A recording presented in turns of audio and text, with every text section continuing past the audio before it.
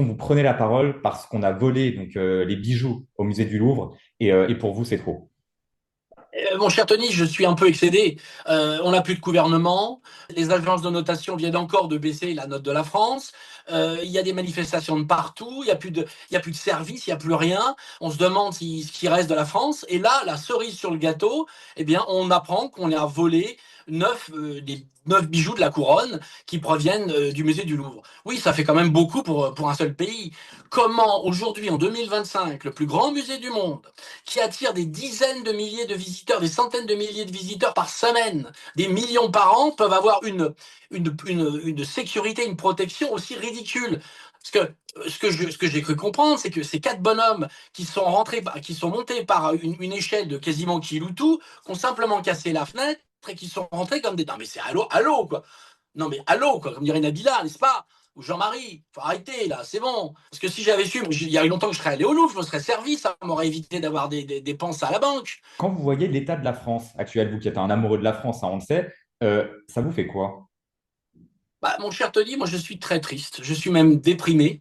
Là, je suis parti quelques jours à l'étranger parce que je n'en pouvais plus. La France est en train de mourir. La France c'est l'apocalyptique. On n'ose plus se promener dans les rues. Vous-même, vous faites des reportages dans Paris. On a l'impression, on ne sait pas si on est en Afrique, on ne sait pas si on est au Moyen-Orient. Non, non, on est bien à Paris. La ville est devenue dangereuse. Il y a des attaques à main armée partout. Il y a on voit des foulards de partout. Enfin, d'être catholique, ça devient maintenant une honte. Bon, et maintenant, on s'attaque à l'histoire de France, à notre patrimoine. Je vais régulièrement dans les musées, Tony. Je vois les systèmes de sécurité, mais c'est ubuesque. Allez à la Malmaison, vous allez voir. À Fontainebleau, dans les appartements, au musée Napoléon Ier, il n'y a pas de gardien, il n'y a rien. Mais ça pourrait arriver 100 fois. Ils s'en foutent.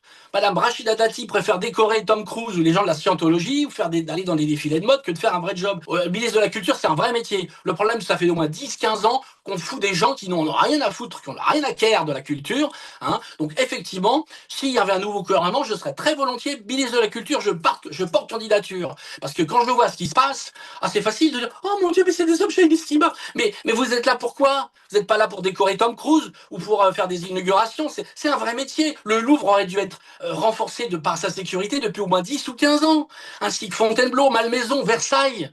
Hmm. Tout le temps, il y a des histoires comme ça, parce qu'il y a plein de choses qu'on ne te dit pas. Mais moi, je suis un peu au courant, parce que j'ai quand même des amis conservateurs.